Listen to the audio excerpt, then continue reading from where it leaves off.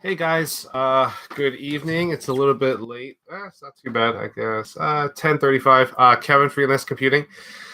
And here is a PlayStation 3, one of the old fat consoles. This one here I actually gave to my brother so they could watch YouTube, Netflix, and watch Blu-rays and all that kind of fun stuff. So, lo and behold, we went to go see each other for Thanksgiving, and next thing you know, he brings this out, and he's like, "Hey, by the way, do you know that PlayStation 3 that you gave us?" I'm like, "Yeah, what's wrong with it?" Basically, it's the red light of death. So, for people who don't know what that is basically when you plug it in and you turn it on, it fires up, and then within like 10 seconds or so, it goes beep, beep, beep, and then you see like a blinking red light. It also happens a blinking yellow light too. So this happened before, and what I did was basically reflowed the solder connections on the actual motherboard itself. Now, normally people don't know what you're talking about. So basically, there's two chips there. There's the actual processor chip and then the video chip. Now, what ends up happening is that the older versions like this one here, sorry, it's just really cold and my sinuses are all acting up right now. So not in the best feeling right now, but I'm just going to power through it. Anyways, I digress. So what happens is with these older ones, the heat, basically when it heats up and it cools off, whatever, it like expands and contracts, expands and contracts. And what happens is the solder points underneath both chips, they're nickel-free solder, so it's very, very soft. So what ends up happening is that with this light, the red light of death or the yellow light of death, it usually either happens when the unit is overheating, or the metal kept on expanding and contracting, and it broke those solder points. So a temporary thing that you can do is you could use a heat gun and you could reflow that solder. Basically, you're just you're just remelting the solder to a certain point. And then you let it cool down for a little bit, and then hopefully, God willing, the solder will reconnect those broken solder points. Now, is this a permanent fix? It depends. I've done resolder before, and I've had really good luck. I've had it work for, I've had it work for like months afterwards. I've even had other ones where it lasted like maybe a week or so. So it all depends on the luck of the draw. So, excuse me. Oh, man. It is cold tonight. Whew, man. All right. So pretty much what I'm going to try to do as I fight through my sinuses and the cold weather in the house is I'm going to break this thing apart. I'm going to whip out the heat gun and try to reflow this and try to get this thing back up and running. So here, actually, let me angle the camera down a little bit. So I'm also going to be breaking down the PlayStation also, and I'll let you guys pretty much see what I'm doing here.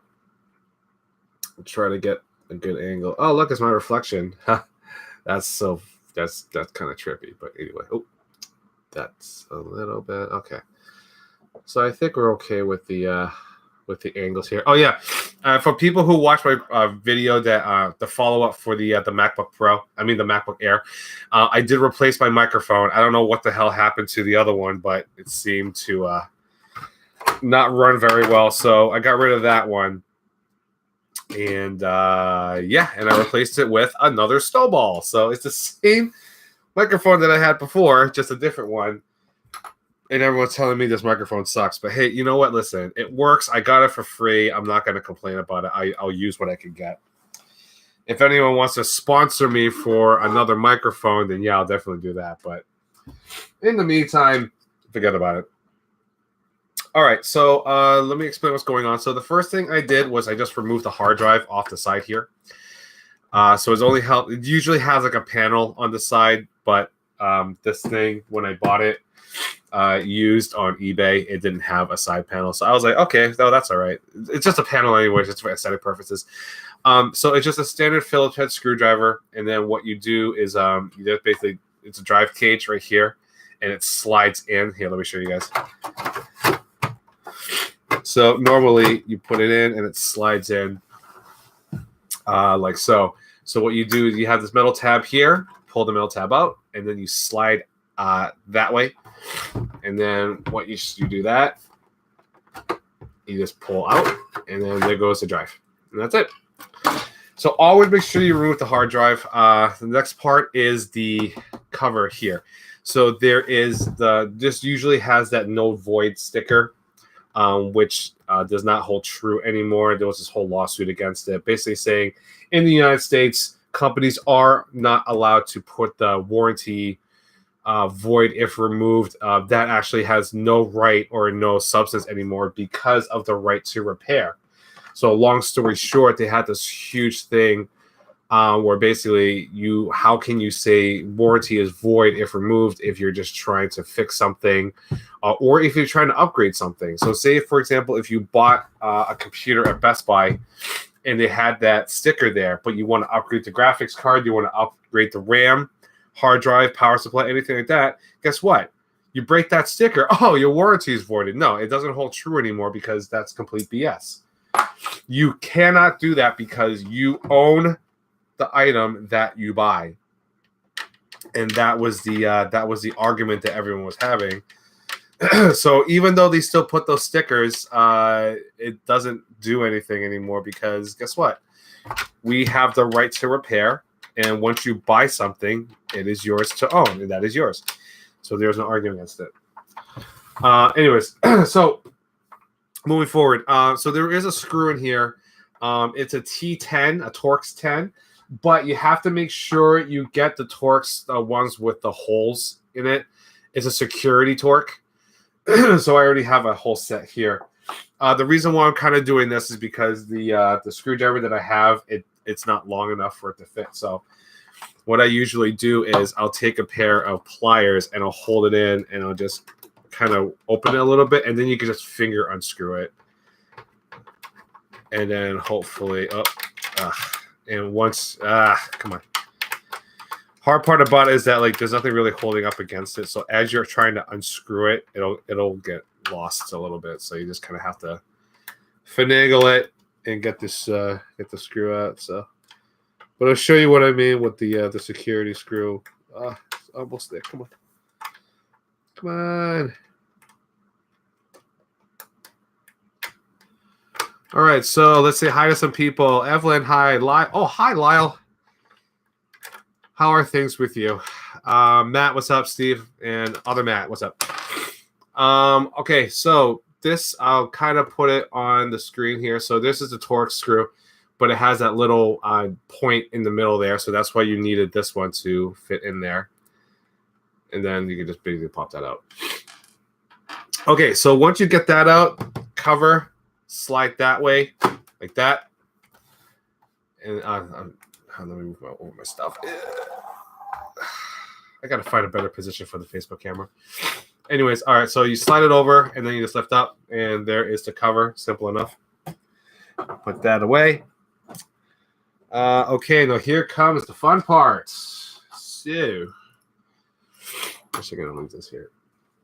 I apologize in advance, guys, with me just the sniffling and stuff like that. It's just all of a sudden we had like a pretty big dinner, and then now my face is just starting to like drip everywhere, and it's really, really aggravating, and I don't know why it's doing this.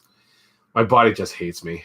It just sucks. But anyways, I digress. All right, so, and why is my camera acting all weird? Come on, stop being dumb. Just okay. All right, so next step here. Let me move this out of the way. This is just a power cord. I'll end up using it later.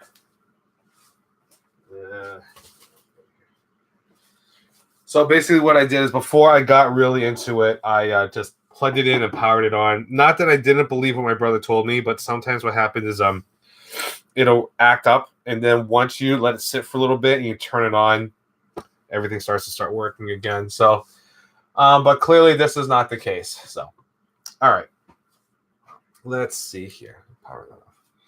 All right, so you have a series of screws here, all Phillips.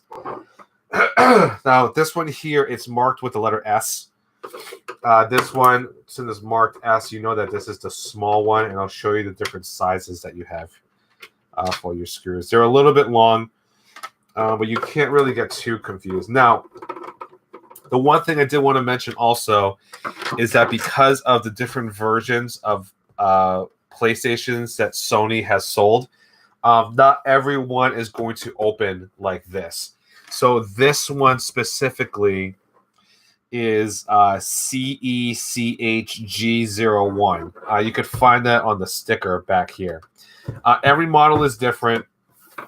The most of it's pretty much similar, but you will have a slight variations on a couple of them. So let me show you the. Give me a second here. The different lengths. So this is the S1 here. And here is the long normal ones. So see the length difference right there. So just make sure you don't put this in the S slot. It's not going to work. And if you try to force it, then you're going to mess up the threads and everything. All right, give me 1 second. I have to blow my nose really bad. I'll try to stay away from the microphone while I do it. Sorry, guys.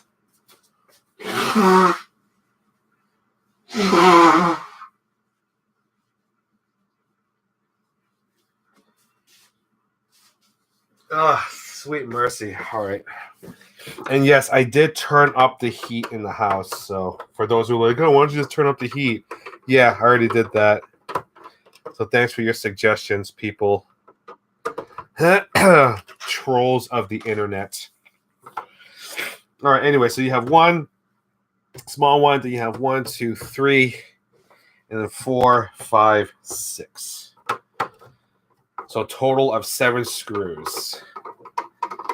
Hey, what's up, Joe? Hey, Karen. I think I said hi to you before. I don't know if I did. No, I said hi to Matt.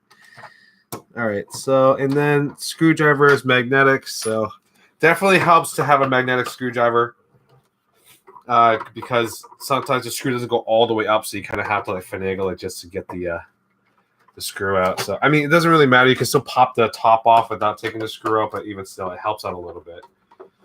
When you do that. Okay. So now what you want to do is as you have the PlayStation facing towards you, I want you to take out the screws really simply. Just lift from the back. And there's like a little tab here that you might have to push in right here. It actually has a little gap over there. So push in, pull up. And there's the top cover. So we can put that away. Off to the side. Okay. Now for more fun stuff. Hold on, guys. I'm just going to move this HDMI cable out of the way. I'll end up using that later. Okay, so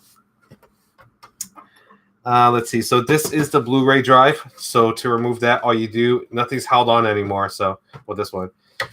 You just, oh, I'm sorry. There's the power plug right over here. This gray thing right there. So pull that out. You don't have to pull it out from the Blu-ray drive section, just on the motherboard. So here you just slowly lift, and you see there's a ribbon cable right here, and the connector for it. So all you do is you want to lift it up, wiggle the cable out, and then that's it. And then you just lift out the drive. So that's the Blu-ray drive that you just removed. So put that off to the side. Actually, you know what? Give me a second. I want to... you know what? No, I'm going to be stuck with this angle, so whatever. All right. This is the power supply. Be careful when you are removing this. Even though it's caged up pretty well, there's still potential that you could shock yourself, so just be wise when it comes to that. Okay, so you have the white cable here. You want to disconnect that. You don't have to disconnect it from the back here. The other end goes back here, so don't worry about it. This cable in front here, just kind of move it out a little bit, and then there's a little tab on the top. Push that down, wiggle out. Come on. Don't make me a liar. Okay, there you go. Now, you're going to notice that there's a ground cable here held on by a screw. Don't worry about that yet. We're going to take out all the other screws first. So there's 1, 2, back here, 3, and 4. So there's 4 screws that's holding this thing. Remove those 4 first. Once we get that loosened up and removed, then we can worry about the ground cable. This over here is actually for this plug for the power. So that's why you don't have to worry about the grounding. Just pretty much leave it there until we get the power supply out of the way. Just don't want to mix up the screws. Oop. Stay there. Okay. So how's everybody doing? I'm surprised. Well, I guess some people are late night people, so even though it's not too late, I hope everyone had a good Thanksgiving and a very boring Black Friday. People who know me already know my opinions when it comes to Black Friday. After working retail for so long, you just get sick of Black Friday. So the last thing I want to do is go shopping at 6 in the morning with fiend. Oh, there's actually 5 screws. Sorry, there's 2 back here. 5 total. Anyways, yeah, the last thing I want to do is get mauled over by people just for like a flash drive or like a USB drive or something small and stupid that I could just wait till Monday. Cyber Monday, people. Don't forget about that. All right, so after you remove all 5 screws, what you want to do is you pull directly upward. So don't force it. Oh, one thing you have to also pay attention to is you do have things that are like stuck with a sticker. This one here on the side is the antenna. So just go ahead and just loosen that up before you do pull that out. You can rip the sticker too. It doesn't really matter at this point. Anyways, lift straight up. If you have the connection points are actually down here on the lower left corner. So you could definitely feel it when you lift the thing. So what you want to do is kind of hold it and just kind of wiggle, and it should pop right up. So there are the contacts here, and there are the 2. See, you can still touch it though. It's all right. Now that there's no power, you don't have to worry about shocking yourself. But this is the power supply. The 2 connectors are right over here. So we're gonna put that off to the side. All right. Next is the controller for your Bluetooth. Okay. So what I usually do is I disconnect the cable here. Just slowly wiggle it and pull up.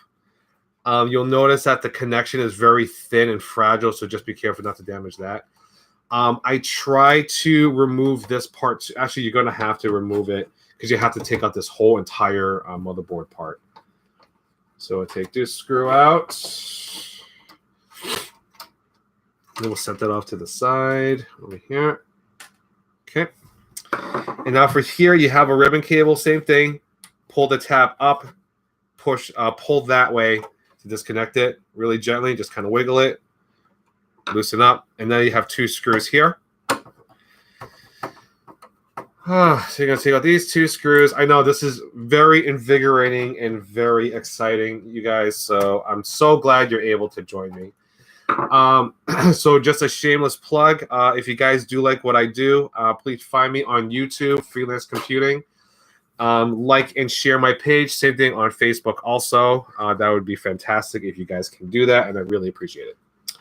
All right, so the ribbon cable here, after removing this one, the ribbon cable, you do need to remove the connection onto the board.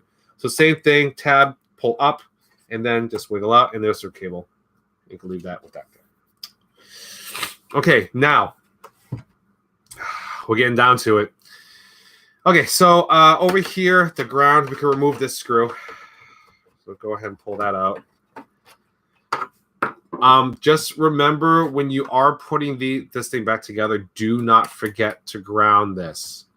Very, very important. You could either blow out the PlayStation completely or it just won't work. So just make sure you don't forget about the ground, okay? All right, so we'll put that over there. All right, move this out of the way. All right, so now for the motherboard, we have 1, 2, 3, 4, 5, 6, 7 screws. So let's go round robin. And get these out of the way too. Now, don't mix these up with the ones that you use to screw the top of the case. Different lengths, but like I said, if you try to force one of the long ones in with the short one, you're going to have a bad time. So just keep that in mind. Okay.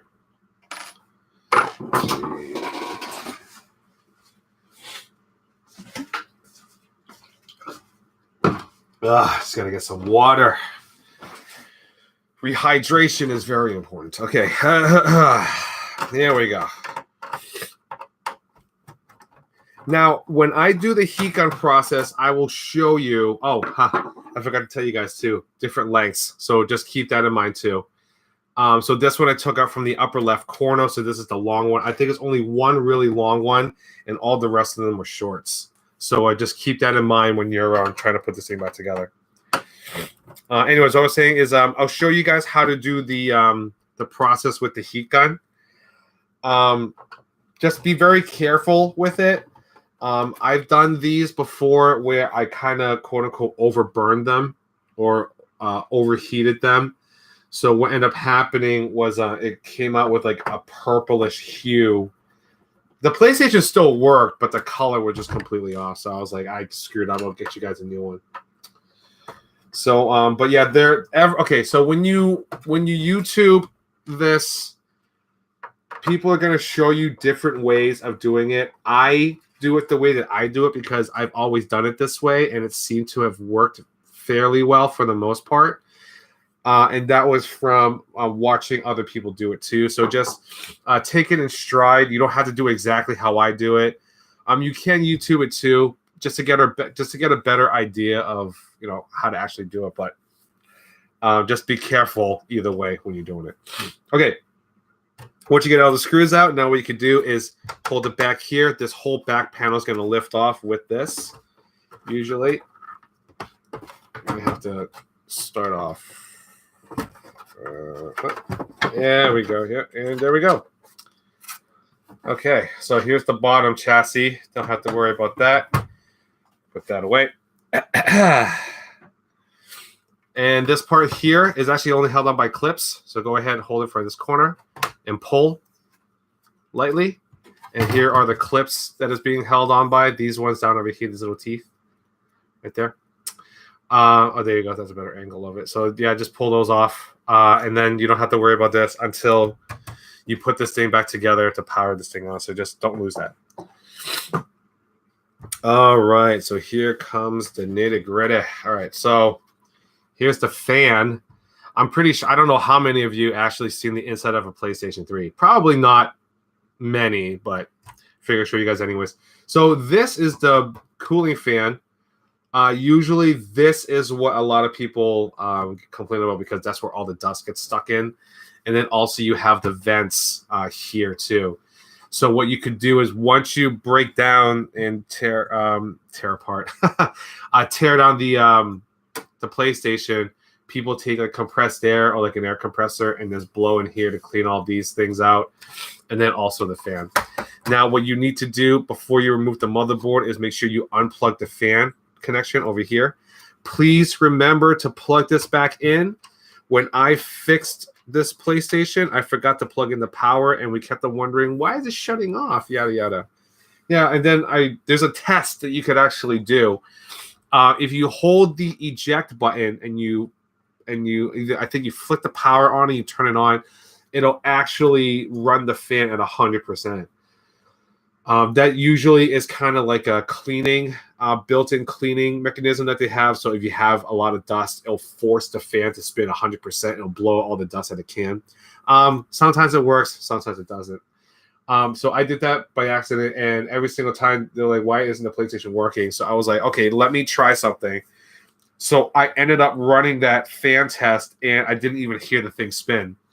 And lo and behold, I cracked the thing open, and yeah, it wasn't plugged in. Plugged it in, then it worked perfectly fine. So go figure. All right, anyways. So go ahead and flip it back over. Now, the only thing that's holding it together right now is these two metal plates. These metal plates actually press the motherboard onto the heatsink that's on the other side of this fan. So it's very important for you to put these back on properly.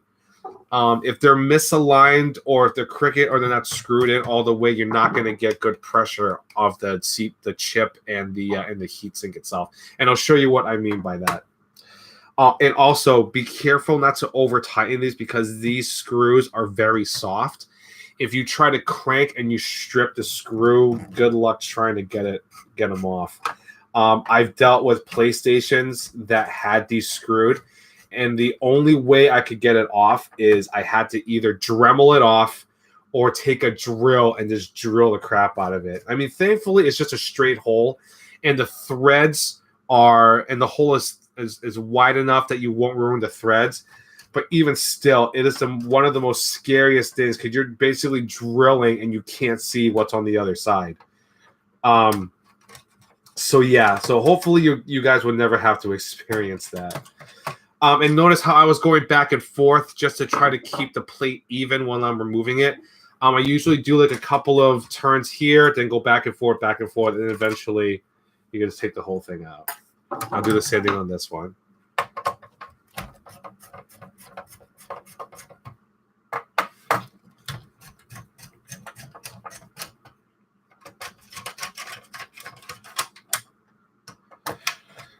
So I was mentioning before, when I do the heat gun thing, I'll show you guys how to do. But then the other part of it is the cooling aspect. So after you run the heat gun, you don't want to just immediately put the whole thing back together. You actually have to let the thing cool off. So I usually give a minimum of a half an hour to 45 minutes for everything to kind of settle back and cool off a little bit. So I'm probably not gonna run the video while I'm doing that. Unless there are people that want to see it like cool. I don't know. But I'm just gonna leave it alone. And then same thing what I did with the MacBook Air. I'll just do like a revisited where I put the whole thing back together and then try to turn it on and hopefully it'll work. All right, so once those plates are off, this top plate, you go ahead and pull off. There's a metal tab here you can hold on to, and there's a clip here. Just kind of figure out how to take the thing off. Just kidding.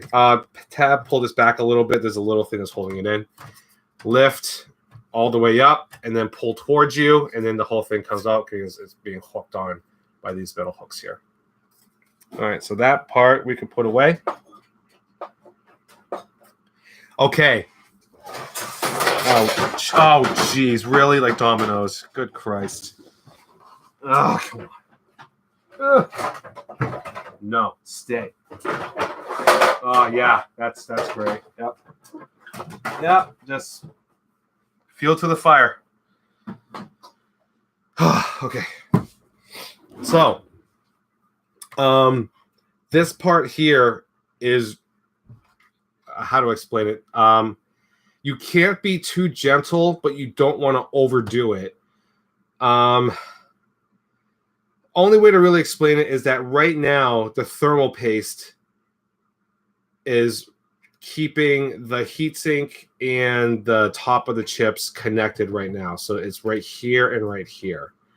So what I need to do is I need to pry it off, but not force it where I'm going to break something or snap something in half. So there's no real way for me to explain how much force to use. You just pretty much have to kind of do it to get the feel of it, I guess is the best way of putting it.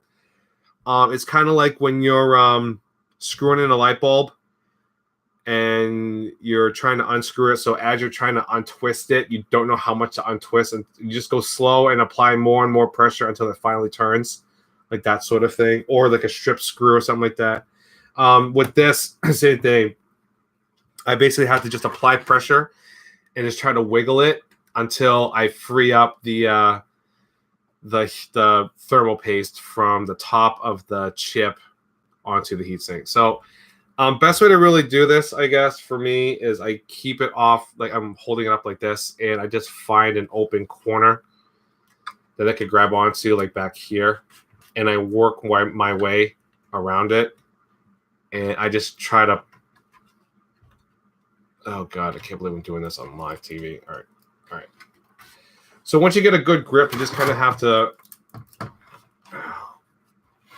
go around and just free that suction like that. Okay. Looks like that. Okay. Ooh, that would explain it. The thermal paste totally dried up. Oh no, that's bad. I must have used some really cheap stuff. Shame on me. Anyways, all right, so this is the other side that I wanted to show you. So here is the motherboard, CMOS battery here. Yes, same thing. You do need to replace these. But here are the two chips with the heat spreaders on top of here. And that was on top of these two heat sinks here.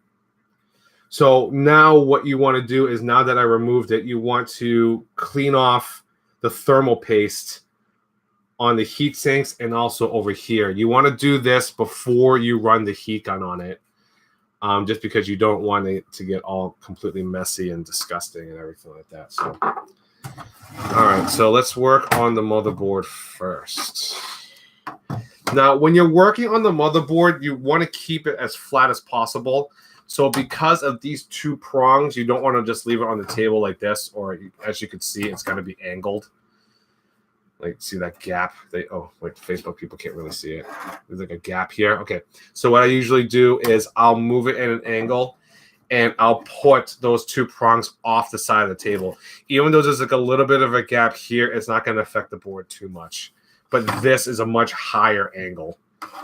Once you're applying pressure, you could definitely damage it. So, all right, I'm going to grab some alcohol pads and get this thing clean.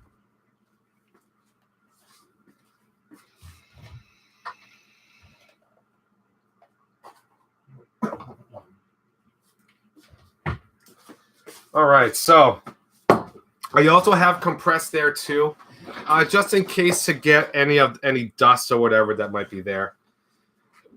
Ooh, excuse me. Okay. And yes, I vape. So people are asking me like, "Oh my God, what are you doing?" I'm vaping, so get over it. Anyways, all right. So alcohol pads, any type of work. You could even use isopropyl alcohol in paper towel. I probably won't suggest using cotton swabs unless you're just getting like the outer edges, only because you're going to be doing this quite a bit and it's going to cause lint and all this other nasty stuff. So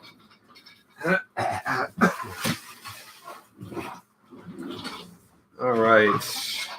Oh, and if my friend Paulie is on the stream, or if he ends up watching this later, this is what I was doing to fix your original PlayStation 3. And when I mean original, he still had the original 40 gig version with the 4 USB ports in the front. He asked me, "Hey, can you fix PlayStations?" I was like, "Yeah, what do you got?" And he showed me. I was like, "Oh my goodness, this thing is a freaking relic. Like, how do you still have this?" And he's like, "I had it for a while. It had the red light of death. Yeah, can you fix it?" I was like, "Oh, I'm pretty sure I can, but yeah, I'll take it and go ahead and try it."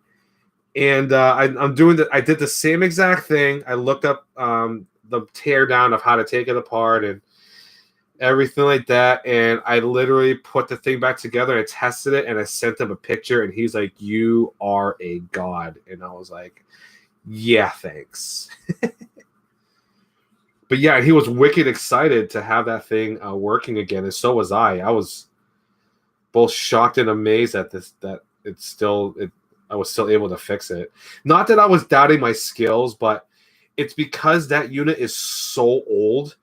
Like, it's pretty much hit or miss at that point, you know, because you don't know what how much damage, if any, happened to the thing, you know, and especially me running a heat gun on it, I was freaking out. Like, oh man, I didn't want to do the same thing that I did and like overburn it, as you say, as I was saying before, and just completely like ruin the damn thing, because you can't find those anymore, you know. All right. Ugh, got chunks of it everywhere else. Jesus. All right. Let's continue on cleaning. This one seems like to have a lot more thermal paste than the other one. So, and you're gonna get it on your fingers. Like look at that beautiful gray color. You're gonna get it on your fingers. Don't worry about it. It's not gonna kill you. It's not like you're sniffing the stuff or eating it. Just after you're done, just wash your hands with soap and water. Don't use hot water. Probably like a lukewarm water and some soap, and that should get off most of it. Some of it might still stay on your skin, but honestly, don't worry about it. As long as no one's like licking it or whatever, it's not gonna do any. It's not gonna kill anybody or do any harm. So, trying to get that chunk that's in there. I'll get it with the flathead. All right, so then that's clean, and might as well not waste a pad and just finish off and just do the heat sinks here.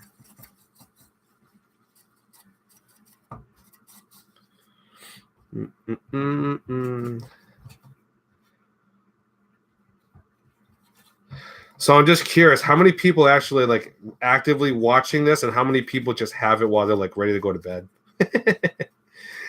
That'd be funny. Or if they just literally just, oh, camera's going live, and they played it and they fell asleep in the front of the computer. That'd be disappointing. Chat's open, guys. More than welcome to chat. Or just keep watching me. So, see, take a look. I have thermal paste all over my fingers. Like, a lot. And that's just for me, like, rubbing it and cleaning it up. But you know what? It happens. I'm not too worried about it. But what I am going to do is I'm going to run really quick to wash my hands, and I'll be right back.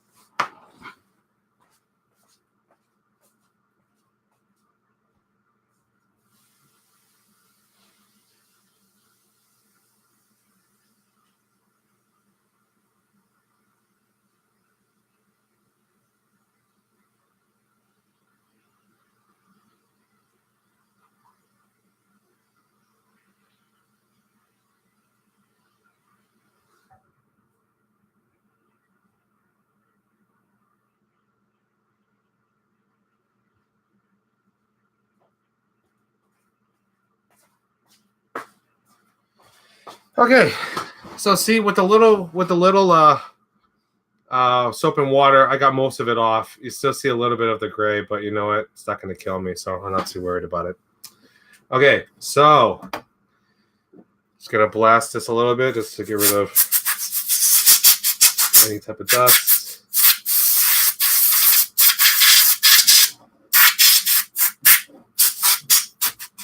Okay, so we can put that stuff away.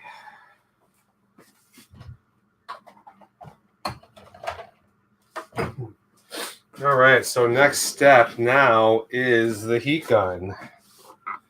This is going to be fun. All right, so just want to make sure I move everything out of the way before I use the heat gun so I don't burn anything by accident. All right, where is it?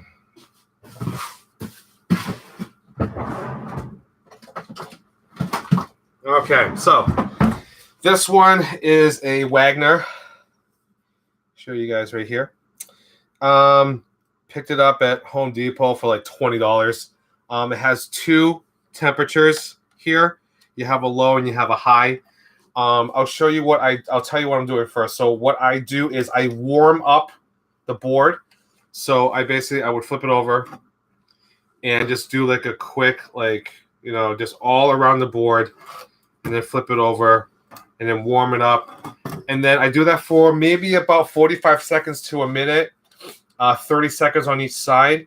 And then after that, I put it on full heat, and then I focus on these two chips here.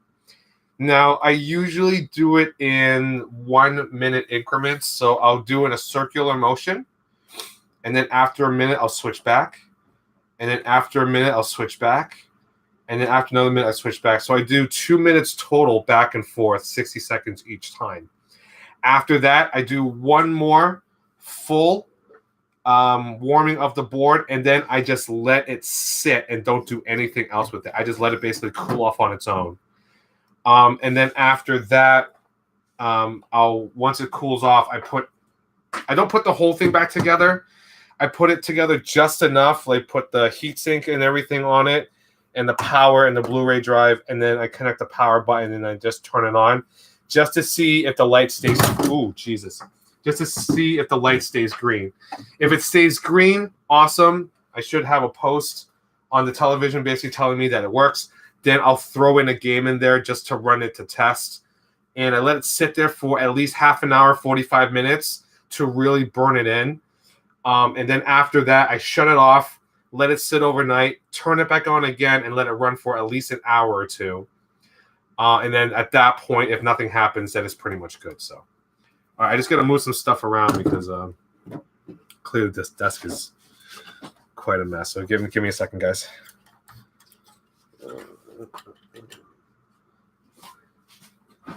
Oh, God, I'm running out of room to put all my stuff.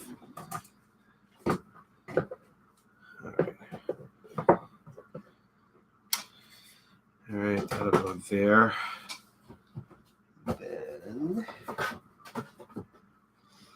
this stuff will go here. All right, out of the way. All right, so let's go ahead, connect the heat gun, and let's start a little bit of baking.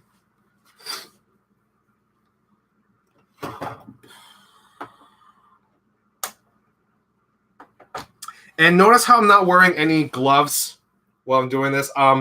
As long as you're not stupid and you're not grabbing the parts that you just heat up, you should be fine.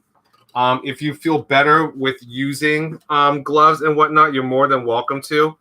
But I really don't think it's that necessary. So, but the only thing is with this cable being a pain in my butt, so I'm gonna have to do an angle. All right, anyways, all right, let's go ahead and get started. So what I am doing now is I'm just warming up the board, like I stated. So we just go back and forth really nicely, very carefully. Oh, wait a minute.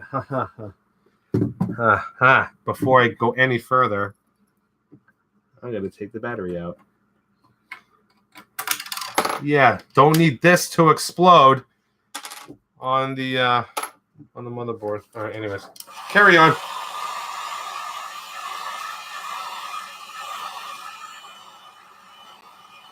Now, you don't have to do it for 30 seconds. I do close enough to it.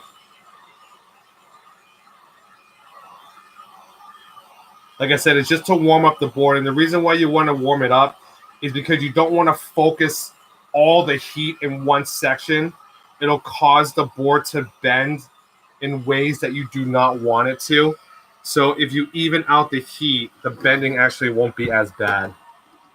It'll still flex a little bit, but not nearly as bad as if you just focus the heat on one section. There will be some people that just go right into it. Yeah, don't do that. That's not a good look. It'll cause more damage than good. Now, as a disclaimer, this is not to guarantee that the PlayStation will be repaired. I'm just showing you the process that people will do online then when you search for them. Your mileage may vary. So don't expect everything I'm doing now for it to be like a miracle thing and just have it like magically just fix itself. It doesn't. Nothing works that well. All right, anyways, all right, so now high heat, and let's go ahead and focus on the chips. It doesn't matter which one you start with. Just make sure you just keep in mind which one you started with first. And just keep your timing. Now, what's going to happen is you will start smelling the solder. Will it kill you? No. Is it safer to wear a mask? Probably, yeah. But as long as you're not, like, huffing it, then you should be okay. You can do it fast. Don't do it too slow. You don't want to keep the heat focused on one section too much or you're going to damage that area. You want the heat to spread out evenly. Now, some people would surround the green and everything else with tin foil. You're more than welcome to do that too, but just be careful because that tin foil will capture that heat. So just be wise with that.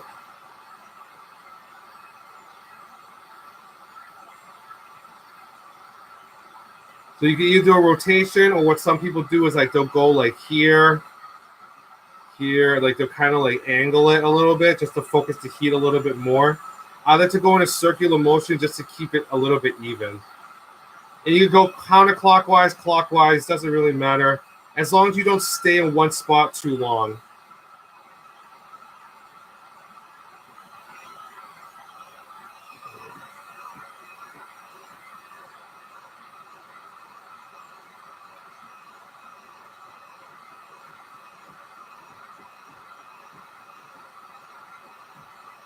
Yeah, I could definitely smell that solder. The smell goes away after a while. And the reason why you really need to focus the heat on these is because that big piece of metal that you see on the top, the silver, that's the heat sink. So as you're doing this, it's spreading the heat evenly on top of the chip. So it's actually harder to melt the solder underneath it. So that's why some people usually go like in an angle on the sides to really get that heat underneath and just to get those solder balls to melt.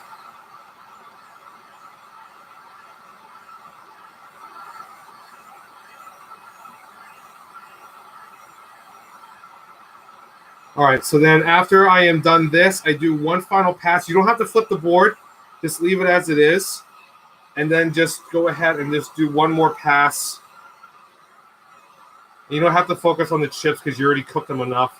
I kind of do it like around like the black Ram chips around it, just to make sure that those didn't get desoldered either.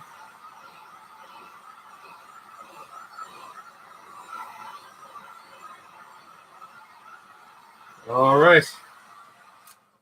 And that is pretty much it. So like I said, just be careful not to touch the board because the board's going to be very, very hot. And that's something that you want to avoid touching.